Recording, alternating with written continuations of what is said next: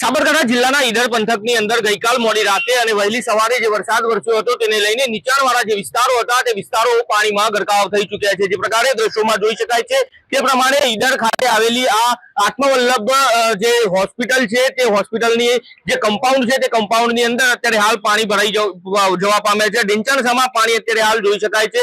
જે દર્દીઓ છે તે દર્દીઓ તેમજ અહીં જે દર્દીઓના સગાઓ આવન જાવન કરે છે તેઓને અત્યારે હાલાકીનો સામનો કરવો પડી રહ્યો છે। જે પ્રકારે આ જે આત્મવલ્લભ હોસ્પિટલ છે તે હોસ્પિટલની અંદર એએનએમ જીએનએમ સહિતની નર્સિંગ કોલેજ પણ કાર્યરત છે। જો કે અહીંયા બ્લડ બેંક પણ એક કાર્યરત છે।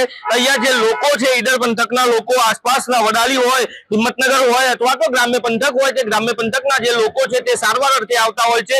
દર્દીઓને હાલ તો હાલાકીનો સામનો કરવો પડતો હોય છે। જે પ્રકારે અહીંથી જે પાણીના નિકાલ માટેની જે વ્યવસ્થા હતી તે વ્યવસ્થા જે છે તેમાં યોગ્ય ન હોવાના કારણે આ સમસ્યાનું સર્જન થયું હોય તેવું અહીંના સ્થાનિકો દ્વારા જણાવવામાં આવી રહ્યું છે। દર્શન પટેલ, એબીપી અસ્મિતા, સાબરકાંઠા।